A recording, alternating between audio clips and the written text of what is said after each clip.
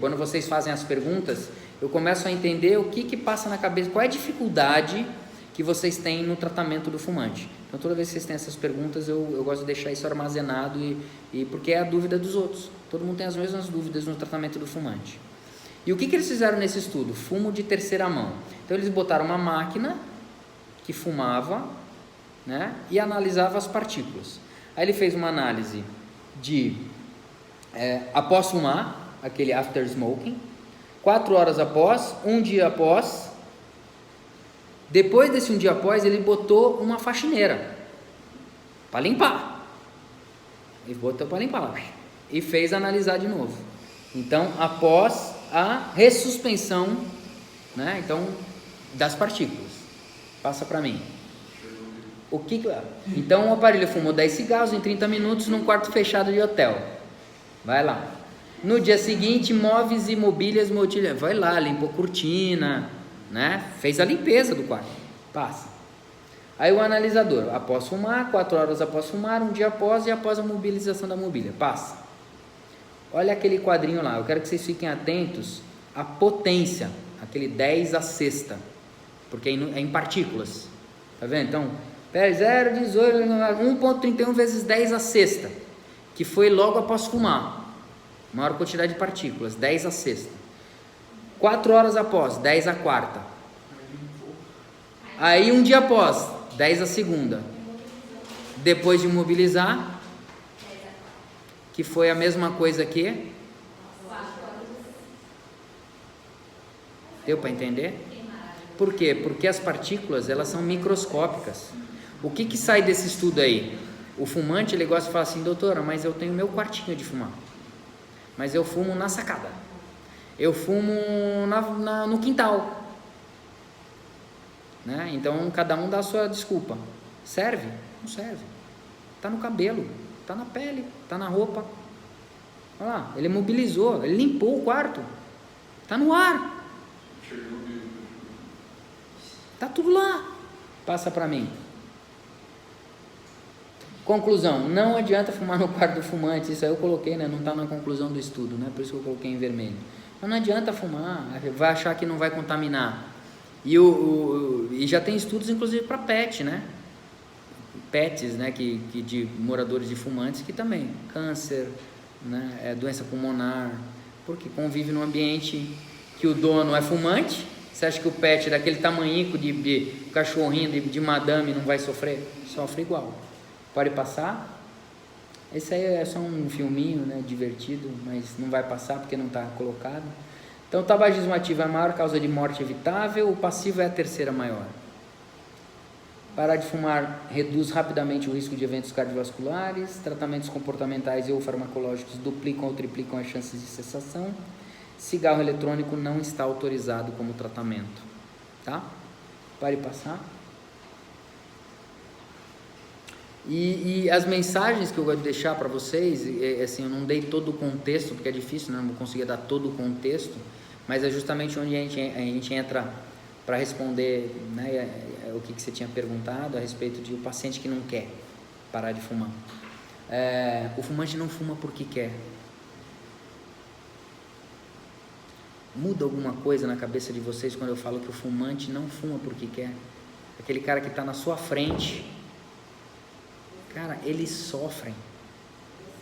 72% dos fumantes, vamos falar que 28% ainda quer continuar fumando, porque eles não sabem da doença, eles estão viciados, estão dependentes, eles só não entenderam ainda que é muito difícil, então eles preferem se proteger. Falam assim, eu vou continuar fumando porque é muito difícil. Então ele continua fumando, às vezes ele já tentou. Qual que é a média de tentativa para parar de fumar?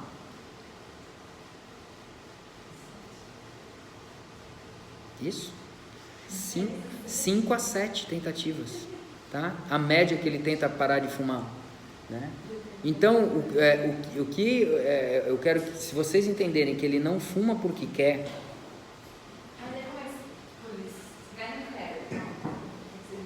Você mostra os malefícios, é isso? Isso. Exatamente, assim. Como é que você começa a, por exemplo, não quero parar, doutor, eu adoro fumar. Você começa a puxar, você já tentou parar de fumar alguma vez? Ah, já tentei, doutora. Já tentei parar. Nossa, mas foi muito difícil. Eu fiquei um dia, fiquei maluco, minha esposa veio botar o cigarro na minha boca, porque eu estava muito estressado, brigando com todo mundo. E aí, você consegue falar alguma coisa mais para ele? Porque se você começa a jogar alguma pergunta, você viu que você evocou dele. Tem 3 palavras fundamentais no tratamento, que uma é evocar. Deixa ele falar, porque daqui a pouco ele está falando assim, putz, realmente eu precisava parar de fumar. Você sabia que o fumante às vezes ele não vem procurar tratamento? Ele acha que o tratamento, ele que tem que parar. Mas depois do que eu falei aqui para vocês, vocês acham que é simples assim? Ou você acha que ele tem que procurar tratamento? Ele não sabe que tem que procurar tratamento. Ele acha que o tratamento tem que sair dele. Ele acha que o errado é ele. Ele é sem vergonha. Não, pô, já tentei parar de fumar. Eu sou sem vergonha mesmo, doutor. Sou sem vergonha. Tem a ver com sem vergonhice? Obesidade, né? Exato, obesidade. E aí? Vamos trazer o desejo por comida. E aí? Tem a ver com sem vergonhice? Então a primeira é evocar. Se você começa a fazer perguntas de evocação, saber, você já tentou parar de fumar? Como é que foi? Falei assim, já doutora, vixe, fiquei uma semana. E aí, como é que foi? Nossa, fiquei bem, né? Fiquei nervoso, mas poxa, foi muito bom ter ficado sem parar. Pois é, então, hoje você tem tratamento, o tratamento está mais seguro, eu consigo te acompanhar, você vai sofrer menos com o tratamento. E aí você começa a entrar. Então você evocar dele, que a gente chama de open-ended questions. Você faz a pergunta e deixa ele evocar, né? Fala assim, você já pensou que parar de fumar vai ser muito bom para você, né? Ficar sem fumar, né? Vai reduzir seu risco, sua chance, porque o cigarro, para quem tem menos de 45 anos, é o primeiro fator de risco de infarto. Aí você começa a dar informação, um estudo agora que saiu, né? Assim, às vezes a cabeça dele é diferente. Ele acha que o cigarro não faz esse mal. Ele acha que não faz o mal. E aí você pode colocar algum videozinho para ele também, né? Tem um vídeo que está no YouTube, que eles fizeram um experimento que é fumar 30 maços. Eles colocam uma garrafa PET com bolinhas de algodão, e aí eles fazem um sistema de sucção. Vocês não têm noção, né, do que tem naquilo. Vocês já viram uma universidade, acho que russa, que colocou um pulmão, ele inflou, botou num tubo com alta pressão, um tubo de um pulmão de um não fumante e um pulmão fumante de uma autópsia. Gente, que parece uma coisa maluca, assim, ele não insufla, né? Isso tem impacto. Por exemplo, o maço que eles fumam, tem impacto? Aquelas imagens, a gente chama de pictorials. Tem impacto. Eles já fizeram uma estatística que tem algumas imagens que são mais chocantes para os fumantes. E descobriram que em determinado momento lá, a própria indústria do tabaco não estava colocando essas mais agressivas. Ela colocava aquela da impotência. Me dá o da impotência aí. Porque só tá um cara assim olhando. Não me dá aquele feto nojento lá, aquele aborto, né? Por quê? Porque mulher sofre mais. Se eu pegar uma mulher, né? Então, mulher e fumante, mulher e tabagismo.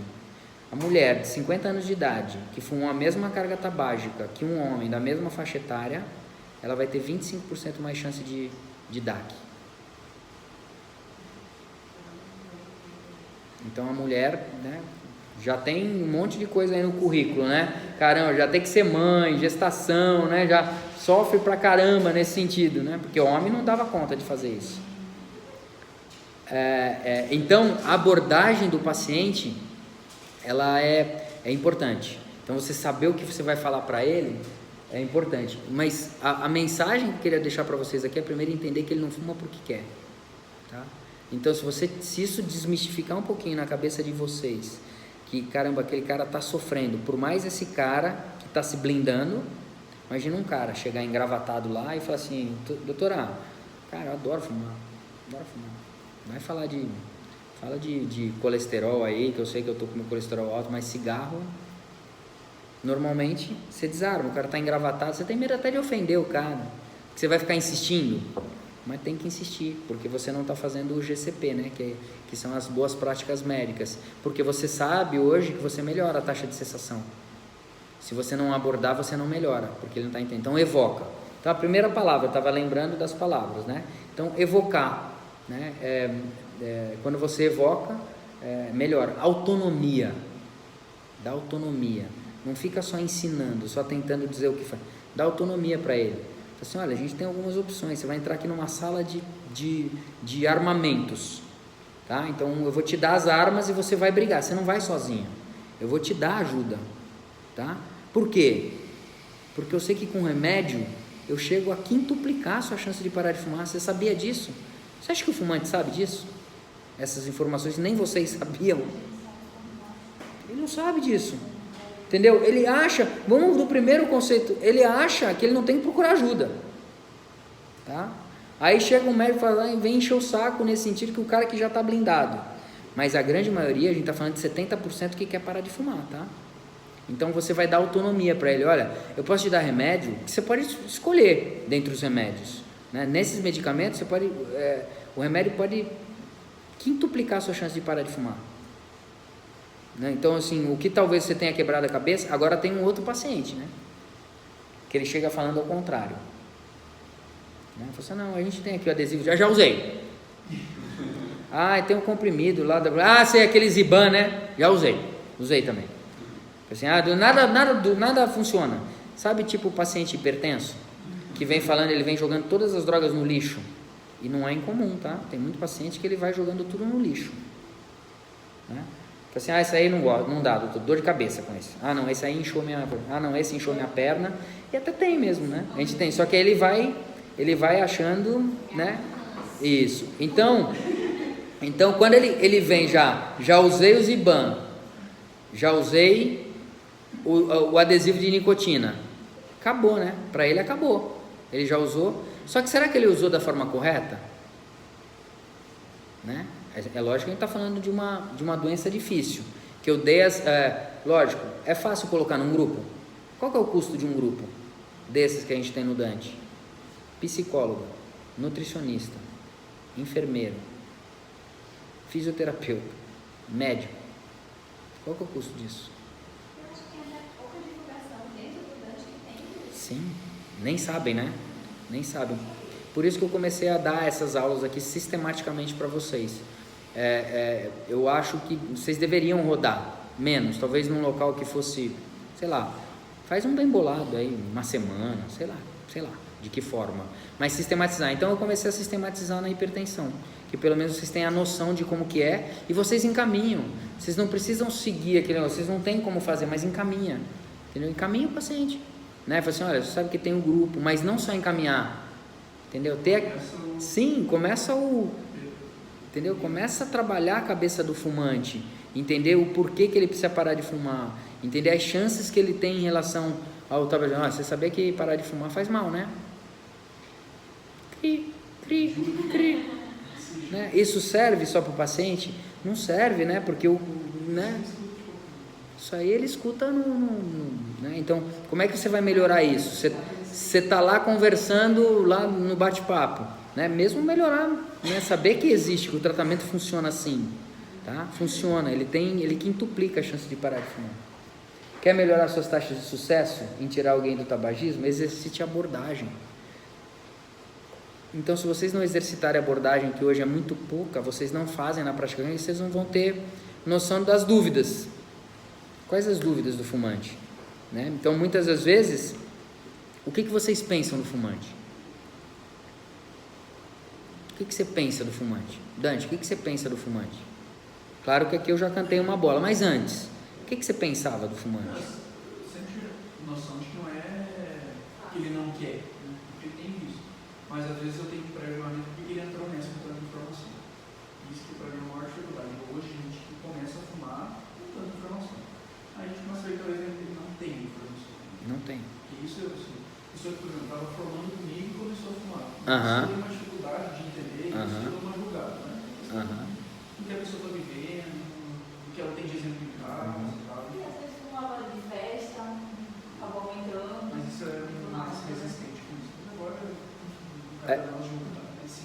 a gente tem um estudo de pós-doc aqui da enfermeira que eu orientei ela, que a gente fez o que? Análise. Nós fomos analisar tabagismo na enfermagem.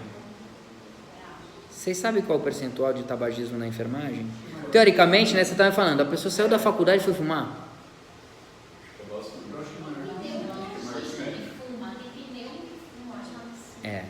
É igual. 10%. 10% também de tabagismo. O que a gente leva é ser humano.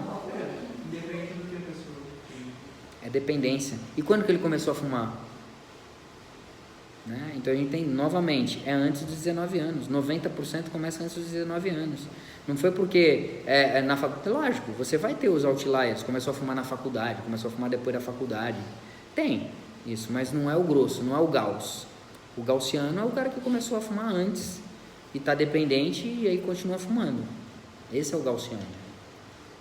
Então, essa é... E como é que você tira? É ser humano igual, que é dependente igual. Tá? Então, o que é importante é primeiro te desmistificar que o fumante fuma porque quer, não fuma porque quer. Tá? É lógico que depois, em determinado momento em que ele está no tratamento, a gente também não vai ficar só passando a mão na cabeça. Só que até levar ele para esse processo, você trabalhar ele do não contemplado, não quer, mudar para o contemplado, preparar para a ação e parar. É um processo. Né? Então você tem que trabalhar a mudança de comportamento dele. Mas o que você não pode é não trabalhar. Porque você não sabe o que está passando na cabeça dele. Né? Você não sabe por que ele começou a fumar. E a grande maioria das vezes ele fumou porque ele estava adolescente, ele não sabia nem o que ele queria da vida e o cérebro dele não estava nem formado. E ele começou... Qual que é a estatística? Cada 4 adolescentes que experimentam, um fica fumante. Então não é todo mundo, não é para todo mundo. Só que você tem que diminuir a experimentação, que é a história do narguile, né? Que a sedução qual que é?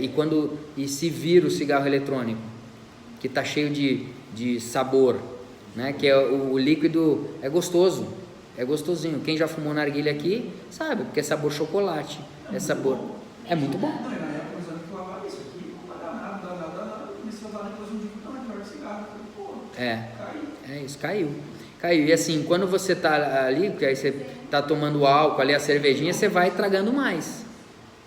E por que dá mais? Por que tem mais também? Quando você traga, você não tem o filtro, porque a água não é filtro. O filtro, ele gera resistência, e você percebe que fica partícula no filtro do cigarro, e ele tem que fazer, ele faz mais força para puxar. E o cachimbo? É muito mais fácil. Muito mais fácil. E a quantidade, o gargalo do bocal, né? Então você traga muito mais por metro cúbico, tá? Então você traga mais fumaça, você traga mais nicotina, você traga tudo mais. É fato. Tá? Então você traga mais sim substâncias e mais monóxido de carbono. Tá bom? Então exercitar a abordagem, sabendo como tratar, melhorando a saúde do nosso paciente, resultando, blá blá. É isso aí. Reduzimos a poluição tabágica do país e do mundo. Esse é o fator, né? Então, quando a gente consegue reduzir, e a gente tem que entender que nós, como cardiologistas, né, entender que a gente não está fazendo a nossa missão. Acho que hoje a gente conversou com aquele, como é que era o nome dele? Eduardo, né? Aquele rapaz, ele não era fumante, mas a gente trabalhando a parte, ele não fazia nada. Né? Então, se você não consegue... a última mensagem aqui para dar para vocês é a seguinte: vocês nunca vão saber qual é a frase que pode fazer a chavinha virar na cabeça do doente, principalmente do fumante. Vocês não sabem. Eu senti que ele vinha de 5 anos já na consulta desmotivado. Você entende? Eu segui no mesmo caminho do pai dele, que morreu de infarto com 40 anos. E o pai dele tinha infartado com 42 anos e ele estava na repetição, repetindo o mesmo padrão. E a avó que estava do lado falou o quê? Por que o pai tinha morrido? porque ele não fazia nada, era completamente desregrado, não fazia nada. E como é que a gente consegue mudar o caminho de um paciente desse? Né? Dando informação. Então trabalhar, então se vocês têm um pouquinho de embasamento dos estudos científicos que você possa trabalhar, porque às vezes o cara que está na sua frente, ele quer ouvir, tem o que não quer ouvir o estudo, e aí você tem que abordar por um outro lado, né? Então assim, você sempre tem que dar autonomia, sim, para o paciente, tá? Então autonomia e acompanhamento, gente, mostrar que está do lado, mostrar que você é parceiro, e que você não está fazendo, e nunca confrontar. Porque se você confronta, né, tá errado. Né, Ju? Não. Você acha que tem que confrontar? Não. O que você acha? Não, meu pai ficou também, foi parar, ele teve um aneurisma há 3 anos atrás, vai estar dando aneurisma, 13 anos atrás, aí quando ele descobriu que ia ter que fazer cirurgia, tudo, não podia mais fumar, ele parou, conta própria. Mas eu vi o sofrimento dele, eu sei que Que legal. é diferente de uma situação que o paciente não quer tomar a medicação porque não quer. Ah, tá. Você tá jogando, tá. Entendi. Não, ele tá falando de tabagismo, na verdade. Sim. Agora, o paciente que não é aderente, né, você acha que ele tem mais responsabilidade em relação a isso? Sim. Eu concordo. Não tem coisa cerebral, ele não tem o neurotransmissor ali indagando ele para tomar medicação. E se ele não está entendendo? Não entende, não aceita a doença, tá negando. Uma coisa que eu nunca tinha feito, foi um insight que eu tive. O que foi, gente? Ela explica bem. Explica? Só que não, ó, Ju, olha isso. Eu tive um insight ali quando eu nunca tinha feito aquilo com o André ali no atendimento, que foi da surra que ele estava dando, porque assim, acho que o paciente não entende as lesões de órgão-alvo. Então ele não entende a lesão, ele não sente nada. Proteína na urina, tipo, ele não sente nada, ele está tocando a vida dele normal, ele está comendo normal, ele está fazendo tudo normal. Pressão alta não vai dar sintoma, vai infartar, vai ter AVC, eu falo essas. E aí como é que você... Então, e para o fumante? Quer que eu dê um outro paralelo que é importante no sentido da medicação? O paciente está lá, como é que a gente faz o tratamento? Dá remédio e fala para ele parar no 8º dia. Tem paciente que não para, concorda? Ele está tomando remédio, aí no 8º dia não conseguiu parar. Aí ele fumava um maço, baixou para 10 antes de começar e ficou fumando 7, 8. 8º dia, 7, 8. 9º dia, 7, 8. 10º dia ele começa com sintoma. Tontura. Nossa, sensação de pisar em ovos. Não estou bem. Culpa de quem? Para o quê? Remédio. Eu não tinha nada. Ele fumava, não tinha nada. Estava bem, 100%. Como o seu José lá da esquina, que eles costumam falar que fuma há 60 anos, o cara tem 78 e está batendo um bolão. Eles não gostam de falar isso? O fumante gosta de falar isso. Ele pega a exceção. Ele não pega a regra. Ele não vai andar com a gente aqui no Dante. Ele não fica acompanhando o ambulatório. Né? 204 maços ano. Bateu o recorde mesmo. Aí veio pra quê? Ele estava com hernia vascular por conta de um aneurisma de válvula. E foi descoberto acidentalmente, porque ele está com ciática de queijo bexiga. Nossa. E aí teve várias complicações durante a cirurgia, aí acompanhando a intervenção, porque foi hipertensa durante o pós-operatório. Mas agora a pressão está ótima. A pressão agora está ótima. Tem um cara na UTI que está, como ele tirou com choque séptico, choque pulmonar, já está com PCR de meio, não usa mais antibiótico, tem 1 semana, mas não consegue estubar o cara, porque você tira ele da sedação. E a carga tabágica era o quê?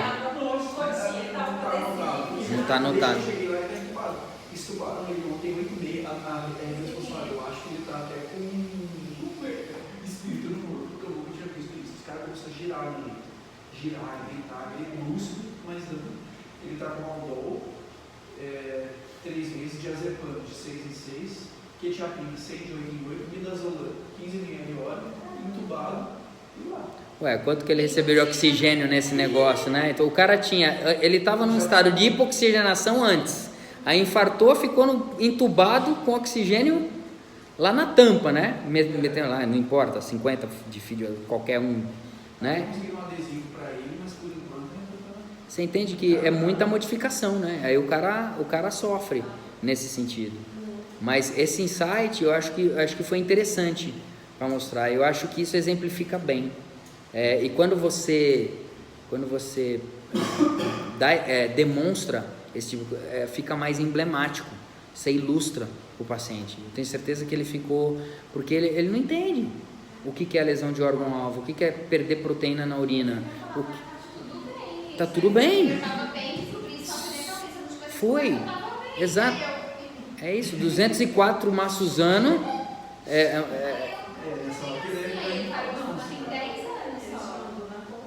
Ele tinha uma carga de 204, mas ele já parou há 10 anos. Então, o que vocês têm que entender? Quando o paciente está tomando o remédio, né, a primeira coisa que ele vai querer fazer, e vamos entender, a gente tem mais de 9.000 substâncias no cigarro. 9.000 substâncias no cigarro, e aí entra a bupropiona. O que acontece? Era para ele ter parado o cigarro. Ele começa a conversar. A bupropiona é um antidepressivo, age nos mesmos receptores centrais. Ele vai ter o quê? Começa a conversar, né? Começa a dar tilt mesmo, porque o que ele tem que fazer? Parar de fumar. Então isso tem que estar claro na cabeça do paciente, que ele precisa parar de fumar e não parar o remédio. Então se você já canta essa bola antes, olha, você pode ter sintoma, se você ficar tomando, você tem que seguir, e é o que a gente fala, coaching, né? Coaching. Eu falei para você tomar nesse dia, colocar adesivo nesse dia, parar no 8º dia. Não foi isso que a gente combinou? Por quê? Porque se você não parou de fumar, o cigarro vai conversar com o comprimido, com o remédio. E aí você vai poder começar a ter sintoma. Porque a primeira coisa que eles querem fazer é parar o remédio. Porque o cigarro não estava dando nada para eles. Não é isso? Esse 204 maços ano foi top, hein? Mas só desmistificar um pouquinho o que é a cabeça do fumante, tá, gente? Não entender que ele está convivendo com a doença porque ele quer. Ele contraiu a doença lá atrás, tá? Foi uma doença contraída, que tem um vetor, né? Que nem zoonose. Quem é o vetor do tabagismo? A indústria do cigarro, né? A indústria que leva o tempo inteiro, que assedia, que tem lá no filme do... Sim, vocês assistiram aquele... Chocolatinho do cigarro. Isso, o chocolatinho do cigarro. Vocês assistiram aquele Verdades Secretas, com aquela... que ela era uma garota de programa. Cara, se vocês lembrarem, a menina não fumou o programa inteiro. Ela nunca fumou. Só que o negócio bombou de audiência, né? Bombou, e era a novela das 11, era permitido. O que eles fizeram no último capítulo? Meteram um cigarro na mão dela. Por quê? Quem ganhou dinheiro nisso? A Globo e a atriz. Topa aí dar uma fumadinha no último, né? Porque tinha uma situação punk lá, não vou fazer o spoiler, né? Não vou fazer, a Ju já fez. E que... eu também assisti. Então assim, mas ela nunca tinha fumado. Por que foram colocar um cigarro na mão dela? Na hora do poder, né, que ela acabou virando o jogo. Tudo bem, ela era uma vilã, já foi vilã, não sei o quê. Mas, não importa o contexto, né? Importa o, né? Para que colocar? Para que colocar o cigarro? Justamente para divulgar divulgar o cigarro. Então o vetor da doença tabagismo é a indústria do tabaco, tá certo? Então é a indústria do tabaco, e nós temos que tratar os doentes. Só deixo esse recado. Então não entendam o fumante como um doente e tratem o fumante, tá? Não abram mão do doente, assim como a gente faz um pouquinho pro pro paciente não aderente também, né, Ju? É difícil, eu sei que é difícil, mas pro fumante, tá bom? Tratem o fumante, não esqueçam dele. Combinado? Joia, gente.